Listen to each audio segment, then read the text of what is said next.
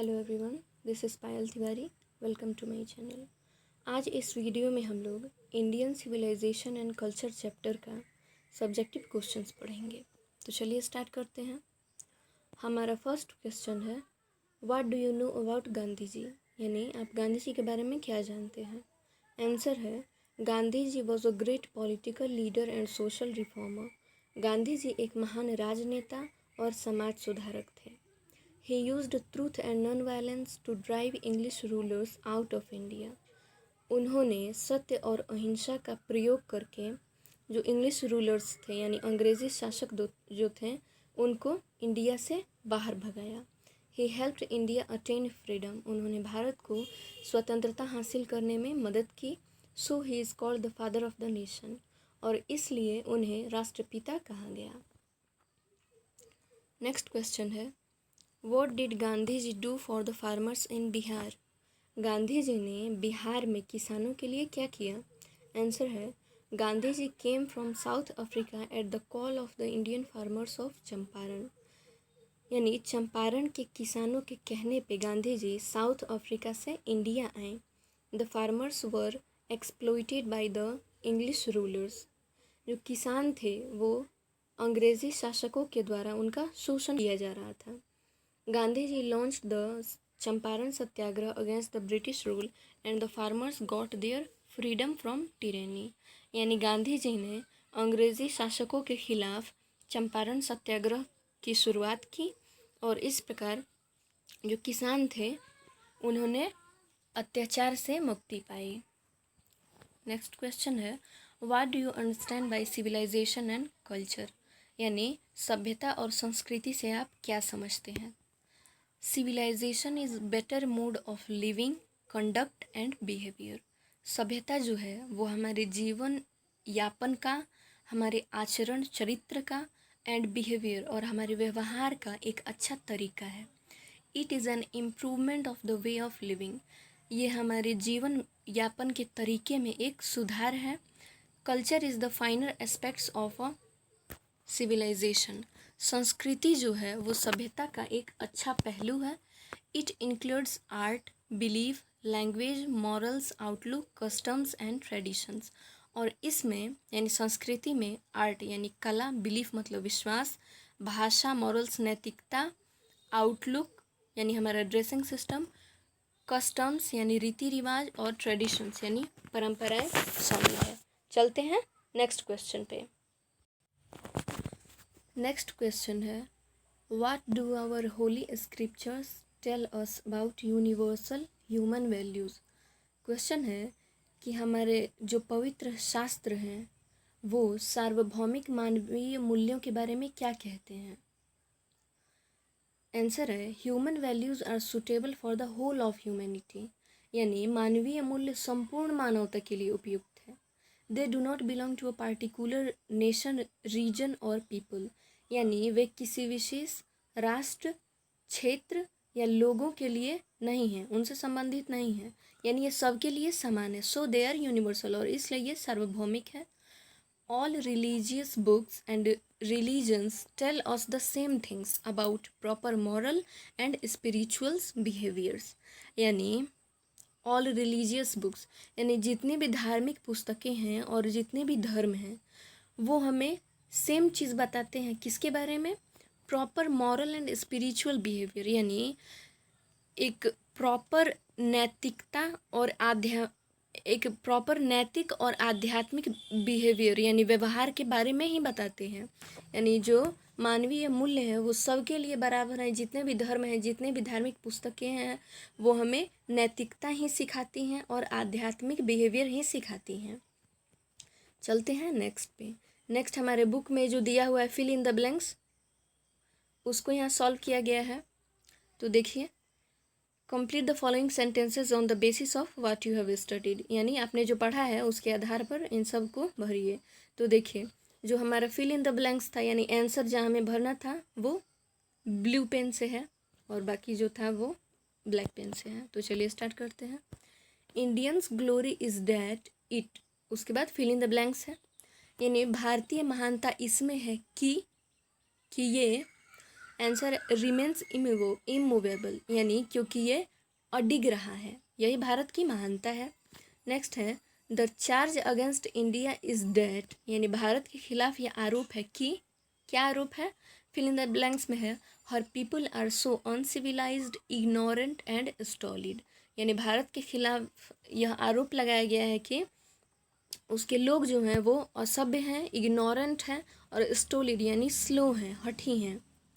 Next है we dare not change what, fill in the blanks में, we have tested and found true on the anvil of experience, यानी इस sentence का मतलब हुआ कि जो हम लोगों ने अपने अनुभव के आधार पे पाया है, जांच पड़ताल के आधार पे जो हमने पाया है, उसके हिसाब से ये कहना है कि हमें बिल्कुल भी नहीं बदलना चाहिए, यानी हम जैसे हैं वैसे ही ठीक हैं। नेक्स्ट है our ancestors set a limit to our indulgences because, यानी हमारे पूर्वजों ने हमारी इच्छाओं पे एक सीमा तय कर दी, क्योंकि फिल इन द ब्लैंक्स में हो गई है, the more we indulge in our passion the more unbridled they become, यानी हम लोग अपने जुनून को, अपने इच्छाओं को जितना ही पूरा करने की कोशिश करेंगे, the more unbridled they become, वो उतना ही अनकंट्रोल्ड हो जाएंगे, हमारे बस से बाहर हो जाएंगे। नेक्स्ट है our forefathers did not invent machinery because, यानी हमारे पूर्वजों ने मशीनों का यानी यंत्रों का आविष्कार नहीं किया क्योंकि, फिल इन द ब्लैंक्स में भरा जाएगा, they knew that if we set our hearts after such things we would become slaves and lose our moral fibre, यानी बिकॉज दे न्यू, क्योंकि वो जानते थे कि अगर हम इन चीज़ों के पीछे अपना दिल दे बैठें, यानी इन चीज़ों के पीछे दौड़ने लगेंगे, मशीन्स के ऊपर डिपेंड हो जाएंगे, वी वुड बिकम स्लेव्स, हम लोग इन मशीनों के गुलाम बन जाएंगे और हमारी जो नैतिकता है उसे हम भूल जाएंगे।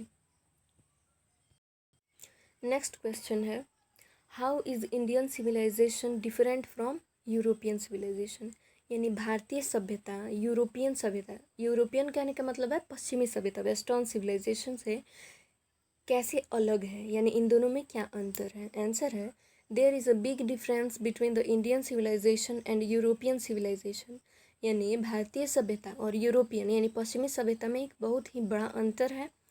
अंतर क्या है, the tendency of Indian civilization is to elevate the moral being, यानी हमारी भारतीय सभ्यता की जो प्रवृत्ति है वो नैतिकता को बढ़ावा देती है, वेयर एज जबकि द वेस्टर्न सिविलाइजेशन, वेस्टर्न मतलब यूरोपियन कहें या वेस्टर्न कहें बात वही है, पश्चिमी सभ्यता प्रोपागेट्स इमोरलिटी, जबकि पश्चिमी सभ्यता क्या करती है, इमोरलिटी यानी अनैतिकता को बढ़ावा देती है। नेक्स्ट क्वेश्चन है why does Gandhi ji say that mind is a restless bird, what makes the mind restless, Gandhi ji ने ऐसा क्यों कहा है कि mind is a restless bird, यानी हमारा मस्तिष्क जो है वो बेचैन पक्षी की तरह है। What makes the mind restless, हमारे मस्तिष्क को क्या बेचैन करता है, क्या बेचैन बना देता है।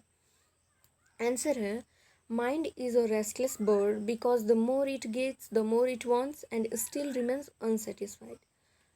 अब देखिए mind is a restless bird यानी हमारे जो दिमाग है, हमारे जो मस्तिष्क है वो बेचैन पक्षी की तरह है, क्योंकि द मोर इट गेट्स, ये जितना ही पाता है, द मोर इट वांट्स, उतना ही और पाने की चाह रखता है, और तब भी एंड स्टिल रिमेन्स अनसेटिस्फाइड, और तब भी ये असंतुष्ट रहता है। अब नेक्स्ट दो ऐड किया गया था question what makes the mind restless, यानी हमारे मस्तिष्क को क्या बेचैन बनाता है, तो देखिए उसका आंसर है our wishes and our passions make the mind restless, यानी हमारी इच्छाएं और हमारा जुनून हमारे मस्तिष्क को क्या करता है, बेचैन बना देता है। नेक्स्ट क्वेश्चन है why did our ancestors dissuade us from luxuries and pleasures, did they do the right thing, यानी इसमें दो क्वेश्चन ऐड है। देखिए क्यों हमारे पूर्वजों ने हमें ऐशो आराम से, सुख से दूर रखा, did they do the right thing, क्या उन्होंने सही काम किया। आंसर है our ancestors observed that happiness is not physical, यानी हमारे जो पूर्वज थे उन्होंने ऑब्जर्व किया, इसका अवलोकन किया कि जो खुशी है वो भौतिक नहीं है, it is a mental condition, यानी खुशी जो है वो मेंटल कंडीशन है, ये एक मानसिक स्थिति है। Things can not make us permanently happy, यानी जो वस्तुएं हैं वो हमें हमेशा के लिए खुश नहीं कर सकती हैं. Our happiness lies in self denial, यानी हमारी जो खुशी है वो सेल्फ डिनायल यानी इच्छाओं पे काबू रखने में ही है. So they dissuaded us from luxuries and pleasure, और इसलिए उन्होंने हमें ऐशो आराम से दूर रखा. नेक्स्ट जो था, did they do the right thing, क्या उन्होंने सही किया? तो इसका आंसर होगा दे वर राइट इन देयर ऑब्जर्वेंस, यानी वो हमारे पूर्वज जो थे वो अपने ऑब्जर्वेंस यानी अपने अवलोकन करने के आधार पे सही थे. यानी हमारे पूर्वजों ने सही किया कि हमें ऐशो आराम से दूर रखा, क्योंकि हमारी जो खुशी है वो ऐशो आराम में नहीं है, वो हमारे हाथ पाँव के सही उपयोग में है. नेक्स्ट क्वेश्चन है, how did our ancestors enjoy true home rule, यानी हमारे पूर्वजों ने सच्चे गृह शासन का आनंद कैसे उठाया? आंसर है, our ancestors saw that kings were powerful, हमारे पूर्वजों ने देखा कि जो राजा लोग थे उनके ज़माने में वो पावरफुल थे, शक्तिशाली थे. Sovereign of the earth was inferior to the rishis and fakirs, यानी उस ज़माने में जो पृथ्वी की जो बादशाहत थी यानी जो पूरा राज्य था वो ऋषिज और फकीरों के सामने बहुत ही तुच्छ था. The nation had courts, lawyers and doctors, हमारे राष्ट्र में कोर्ट्स भी थे, कचहरी भी थी, वकील भी थे एंड डॉक्टर्स भी थे. But all were with in bounds, यानी लेकिन ये सब जो हैं वो एक सीमा तक ही थे, उनकी जो शक्ति थी उसकी एक सीमा तय कर दी गई थी. Vakils and vaids did not rob people, यानी वकील और वैद्य जो थे वो लोगों को ठगा नहीं करते थे पहले. They were considered people's dependants not their masters, ये जो लोग थे वकील्स और वैद्स जो भी थे वो लोगों पे ही निर्भर थे, न कि लोगों के मास्टर थे.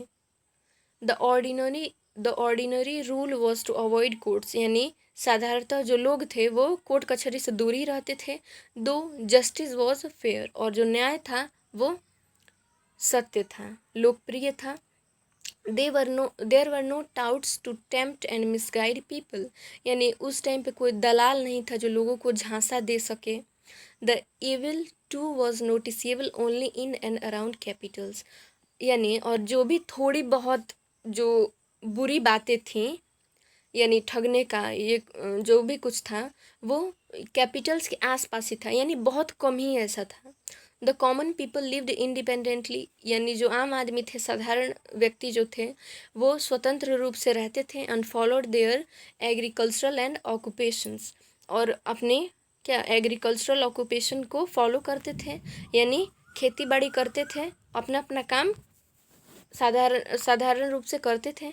Thus they enjoyed true home rule, अतः उन्होंने सच्चे गृह शासन का आनंद उठाया.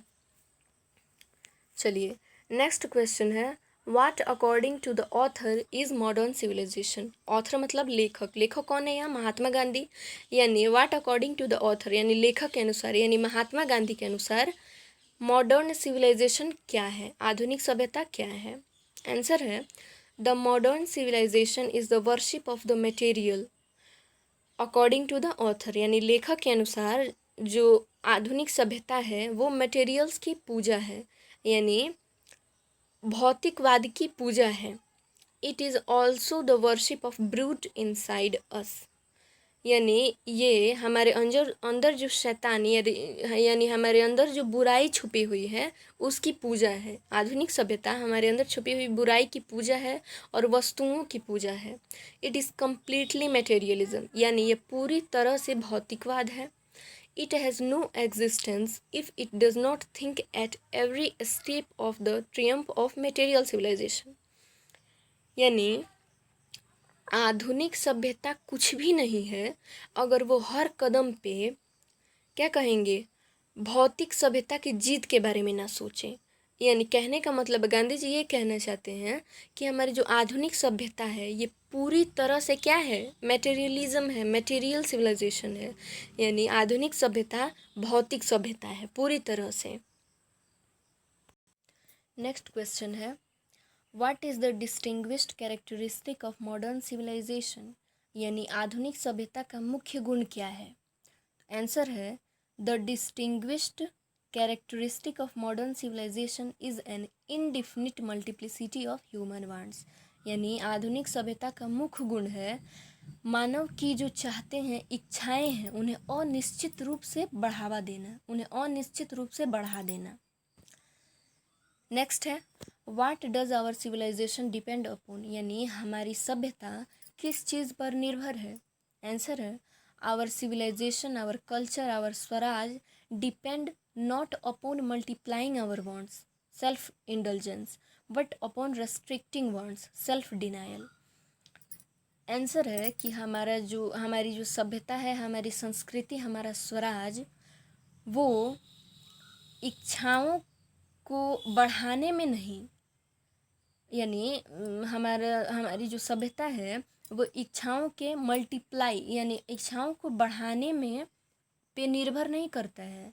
यानी सेल्फ इंडल्जेंस, देखिए मल्टीप्लाइंग आवर वांट्स मतलब self indulgence but upon restricting wants, यानी इच्छाओं को बढ़ाने को हम कहते हैं सेल्फ इंडल्जेंस और इच्छाओं पे एक सीमा तय करने को हम कहते हैं सेल्फ डिनायल। तो देखिए हमारी जो सभ्यता है, हमारी संस्कृति, हमारा स्वराज वो इस चीज़ पर निर्भर नहीं करता है कि हम अपनी इच्छाओं को बढ़ाते जाएं, उनको पूरा करते जाएं। इस चीज़ पर निर्भर करता है कि हम अपनी इच्छाओं पे एक सीमा लगा दें, रेस्ट्रिक्टिंग वांट्स यानी सेल्फ डिनायल। सेल्फ डिनायल पर ही हमारी सभ्यता जो है वो निर्भर है, टिकी हुई है। सेल्फ डिनायल मतलब अपनी इच्छाओं पे एक सीमा तय कर देना। नेक्स्ट एंड लास्ट क्वेश्चन है what is civilization in the real sense of the term. यानी रियल सेंस में यानी वास्तव में सभ्यता क्या है। आंसर है civilization in real sense of term consist not in multiplication but in the restriction of wants. This alone increases real happiness and capacity for service. यानी वास्तव में सभ्यता जो है वो इच्छाओं को बढ़ाने में नहीं बल्कि इच्छाओं पे एक सीमा तय कर देने में है। दिस अलोन इंक्रीजेज यानी ये अकेला ही हमारी सच्ची खुशी जो है उसको और कैपेसिटी फॉर सर्विस और हमारी जो सेवा करने की जो क्षमता है उसको बढ़ा सकता है। आई होप कि मैंने जितना भी क्वेश्चन इस वीडियो में बताया है आपको पूरा समझ में आया होगा, क्योंकि इसके जितने भी आंसर्स हैं वो सब नॉर्मल वर्ड्स में है, इजी वर्ड्स में है, अपने द्वारा बनाए गए हैं। और अगर आप लोग इतना क्वेश्चन समझ जाते हैं अच्छी तरह से तो आपको कोई प्रॉब्लम नहीं होगा। इस चैप्टर से कोई भी क्वेश्चंस आए आप उसको सॉल्व कर पाएंगे, उसके आंसर दे पाएंगे। Okay, thanks everyone for watching this video.